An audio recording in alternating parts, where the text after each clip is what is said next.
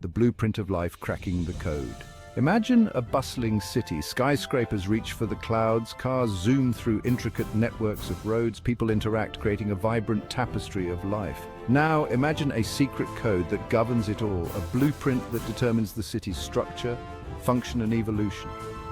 This is the essence of the central dogma of molecular biology. It's the fundamental principle that underpins all life as we know it. This dogma explains how the instructions encoded within our DNA are translated into the proteins that carry out life's myriad tasks. It's a story of information flow, a cellular symphony that orchestrates the intricate dance of molecules. And just like a conductor guides an orchestra, the central dogma ensures that the right proteins are synthesized at the right time and in the right place. Understanding the central dogma is akin to deciphering the language of life. DNA, the master architect. At the heart of the central dogma lies DNA, the molecule of heredity. Imagine a long, twisted ladder. Its rungs made up of 4 different building blocks. These blocks, called nucleotides, are the letters of the genetic alphabet. They pair up in a specific way, adenine with thymine and guanine with cytosine, to form the rungs of the DNA ladder. This ladder, known as the DNA double helix, holds the genetic blueprint for life. The sequence of these nucleotides, like a complex code, dictates the instructions for building and maintaining an organism. Genes, specific segments of the DNA sequence, hold the blueprints for individual proteins. Like a well-preserved architectural plan passed down through generations, DNA ensures the continuity of life. Transcription, copying the blueprint. The first step in deciphering the genetic code is transcription, the process of creating an RNA copy of a DNA segment. Imagine a scribe meticulously copying an ancient text. In the cellular world, the role of the scribe is played by an enzyme called RNA polymerase.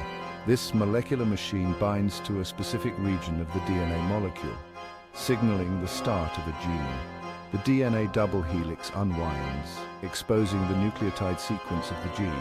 RNA polymerase then moves along the DNA strand, reading the genetic code and synthesizing a complementary RNA molecule. This RNA molecule, called messenger RNA, carries the genetic instructions from the DNA in the nucleus to the ribosomes in the cytoplasm, where protein synthesis takes place. This intricate dance of molecules ensures that the cell produces the proteins it needs to function properly. RNA processing, refining the message.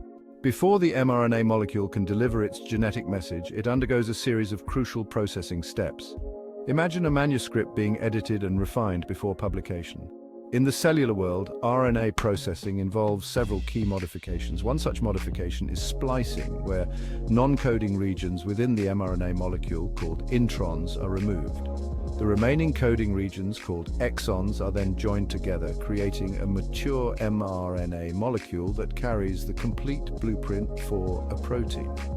Another important modification is the addition of a protective cap at the beginning of the mRNA molecule and a tail of adenine nucleotides at the end. These modifications help to stabilize the mRNA molecule and protect it from degradation, ensuring that it reaches the ribosomes intact. This meticulous editing process is crucial for the faithful translation of their genetic code. The ribosome, a complex molecular machine found in all living cells, serves as the site of protein synthesis. Imagine a bustling construction yard where workers assemble intricate structures from raw materials. In the cellular world, the ribosome acts as the construction yard, using the instructions encoded in mRNA to assemble amino acids into proteins. Ribosomes are composed of 2 subunits, a large subunit and a small subunit, which come together like puzzle pieces around the mRNA molecule. The mRNA molecule threads through the ribosome, its codons exposed one by one. Each codon, a sequence of 3 nucleotides, specifies a particular amino acid. Like a well-coordinated team of builders, the ribosome works tirelessly, translating the genetic code into the proteins that carry out life's essential functions. Amino acids are the building blocks of proteins, much like bricks are the building blocks of a house. There are 20 different amino acids, each with a unique chemical structure and properties. These amino acids are linked together in a specific sequence dictated by the mRNA code to form a polypeptide chain. The sequence of amino acids determines the protein's three-dimensional shape and ultimately its function. Amino acids are joined together by peptide bonds, forming a backbone that runs the length of the polypeptide chain. The side chains of the amino acids protrude from the backbone, interacting with each other and with the surrounding environment. This diversity in chemical properties allows proteins to adopt a wide range of structures and perform a vast array of functions. Translation is the process of converting the genetic information encoded in mRNA into a functional protein. Imagine a translator deciphering an ancient text, converting it into a language that can be understood and acted upon. In the cellular world, the role of the translator is played by transfer RNA, tRNA, molecules. These molecules act as adapters, linking the mRNA codons to their corresponding amino acids. Each tRNA molecule has two important regions, an anticodon, which recognizes and binds to a specific mRNA codon, and an amino acid attachment site, which carries the corresponding amino acid. During translation, the ribosome moves along the mRNA molecule, codon by codon. As each codon is exposed, a tRNA molecule with the complementary anticodon binds to it, bringing the correct amino acid into place. The ribosome then catalyzes the formation of a peptide bond between the incoming amino acid and the growing polypeptide chain. Protein folding, shaping a protein's destiny. Once synthesized, a polypeptide chain is not yet a functional protein. It must fold into a specific three-dimensional structure, a process driven by interactions between the amino acid side chains. Imagine a long, flexible chain spontaneously folding into a complex, intricate knot. This is akin to protein folding, a remarkable feat of molecular origami. The final folded structure of a protein, known as its native conformation, is determined by its amino acid sequence. Hydrophobic amino acids tend to cluster together in the interior of the protein, while hydrophilic amino acids are exposed on the surface.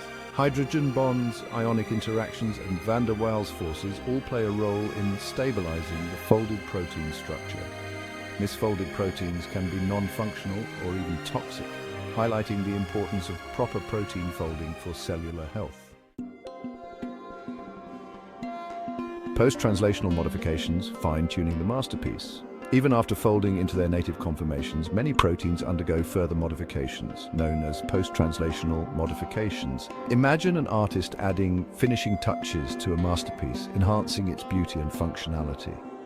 Post-translational modifications can involve the addition of chemical groups such as phosphate, methyl, or acetyl groups to specific amino acid residues. These modifications can alter a protein's activity, localization, or interactions with other molecules. Post-translational modifications greatly expand the diversity and functionality of the proteome, allowing cells to fine-tune their protein activities in response to changing conditions. The central dogma in action real-life examples. The central dogma is not merely an abstract concept, it's the foundation upon which all life is built. Consider the production of insulin, a hormone that regulates blood sugar levels. The insulin gene, located on chromosome 11, contains the instructions for synthesizing the insulin protein. When blood sugar levels rise, the insulin gene is transcribed into mRNA, which is then translated into the insulin protein. Insulin is then secreted into the bloodstream, where it binds to cells, signaling them to take up glucose from the blood. This intricate process, governed by the central dogma, is essential for maintaining glucose homeostasis and preventing the development of diabetes. Another example is the production of antibodies, proteins that help the immune system recognize and neutralize foreign invaders, such as bacteria and viruses. The enduring legacy of the central dogma. The central dogma of molecular biology, first articulated by Francis Crick in 1958, has stood the test of time. It remains a cornerstone of modern biology, providing a unifying framework for understanding the flow of genetic information from DNA to RNA to protein. The central dogma has revolutionized our understanding of life, providing insights into the molecular mechanisms underlying heredity, development, and disease. It has paved the way for countless scientific breakthroughs, from the development of genetic engineering techniques to the creation of new drugs and therapies. The central dogma is not a static concept. It continues to evolve as scientists make new discoveries about the complexities of gene expression and regulation. The central dogma, in its refined and expanded form, continues to guide scientific inquiry, inspiring new generations of scientists to unravel the mysteries of life.